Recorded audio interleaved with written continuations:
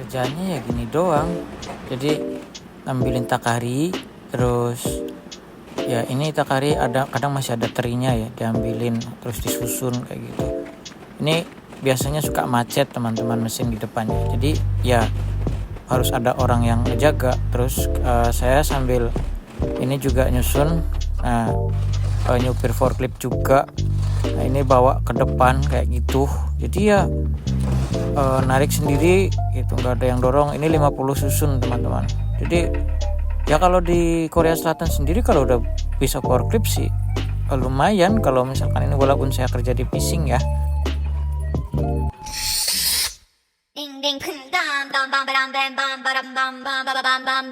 What's going on?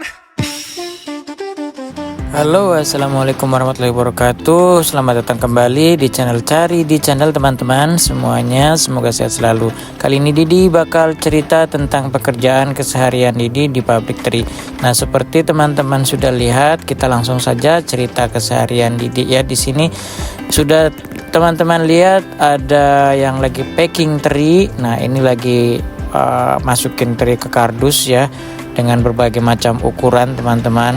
Nah, ada para pekerja dari Vietnam, ini wanita-wanita, jadi mereka menggunakan visanya, ada yang pakai visa G1.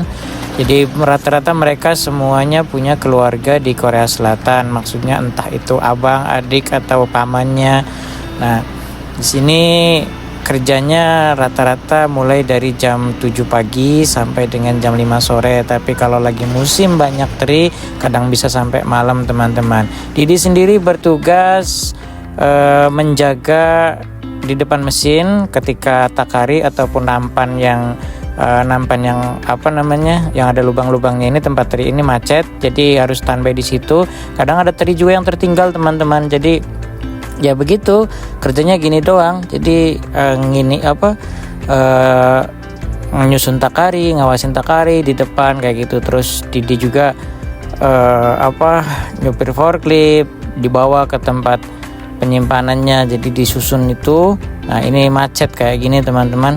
Ketika macet kayak gini harus ada yang benerin di depan, karena orang yang dari belakang yang operatornya itu nggak mungkin bisa langsung ke depannya kayak gitu. Nah, ini contohnya yang ada masih nempel ya. Nah, itu kadang terlalu cepat juga, jadi mesinnya kadang ada sedikit error, ini nggak bisa. Nah, jadi harus ada orang yang standby di sini.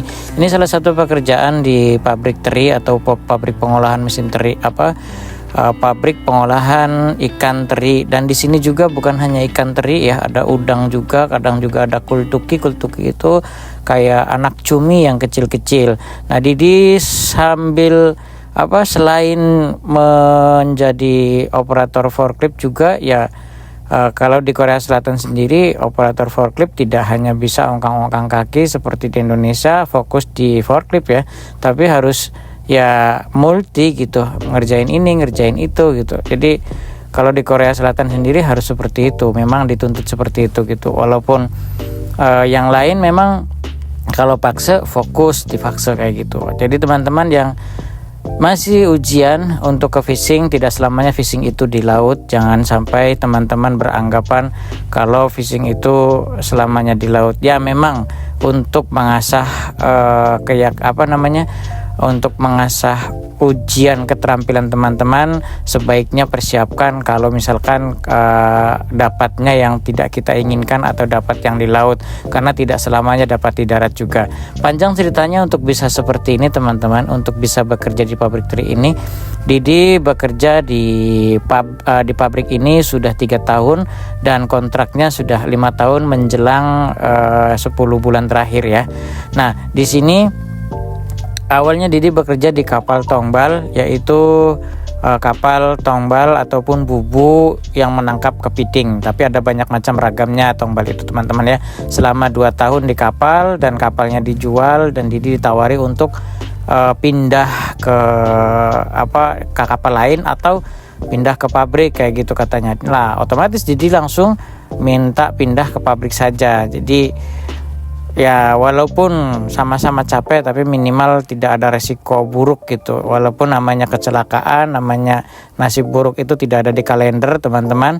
Jadi saya memilih yang minim resiko kayak gitu. Kalaupun misalkan ada kecelakaan, minimal ya tidak beresiko nyebur ke laut kayak gitu. Karena selama di kapal saya pernah sering mengalami kecelakaan dan hampir itu kalau misalkan tidak pandai-pandai dan mungkin takdir Tuhan mengatakan berbeda, bisa saja saya sudah tidak ada di dunia ini. Karena pertama pernah terjerat tali tombal, yang kedua pernah juga dihantam sama tersabet tali, jadi karena efek sabetan tali kayak gitu.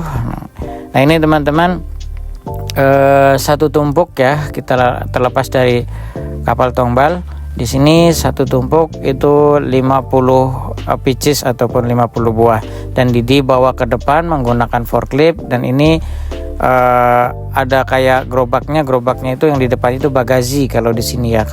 Mungkin kalau di bahasa Indonesianya kalau kita belajar itu bagazi gayung, tapi kalau di sini bagazi. Ya entahlah, kadang orang Korea suka mereka gitu. Nah ini narik sendiri teman-teman, nggak ada yang bantuin ya. Ini sudah waktu itu sudah jam 9 malam ini teman-teman, karena terinya banyak, juga posisi turun salju. Nah di sini kenapa saya sering membuat video, kalau misalkan di fishing itu harus kuat fisiknya, harus mentalnya kuat. Jadi ketika turun salju kayak gini tetap bekerja di luar ruangan ya. Bisa dibayangkan teman-teman, suhunya -4 waktu itu, suhu -4, dan kita bekerja di luar ruangan, jadi baju harus tebal. Itu Didi juga berlapis ya, lapis 3 bajunya, jadi menggunakan topi khusus musim dingin juga.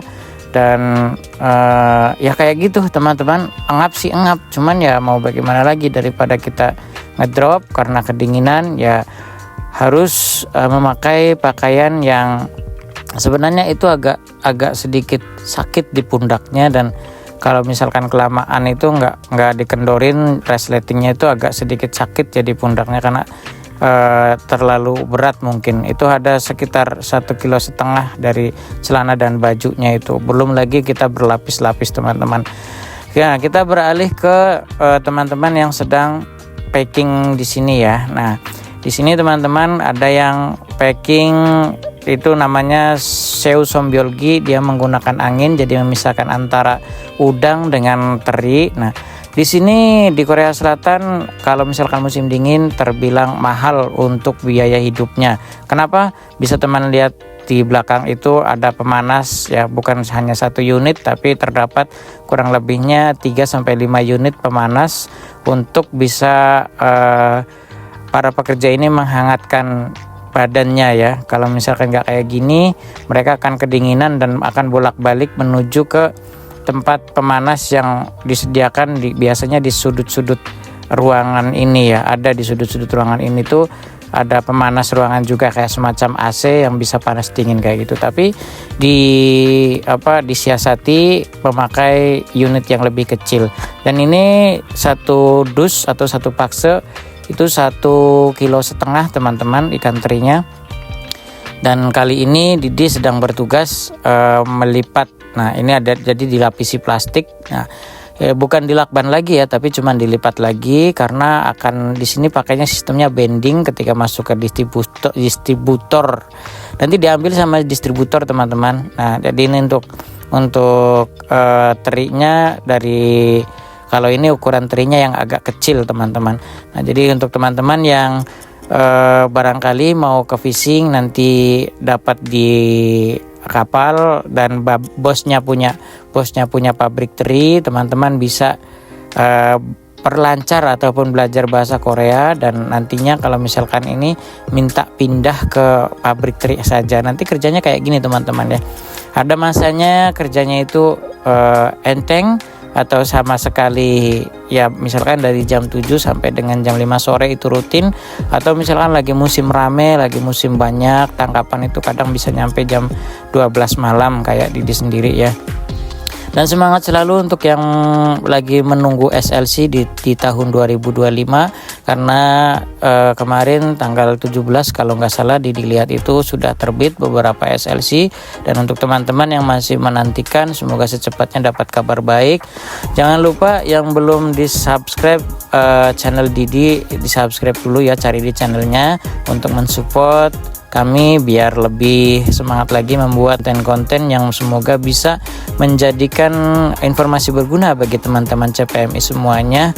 Dan minta doanya juga buat saya supaya selalu diberikan kesehatan, karena bulan 5 ini mau finish kontrak guys, mau menerapkan hasil dari Korea Selatan. Terima kasih sudah menonton.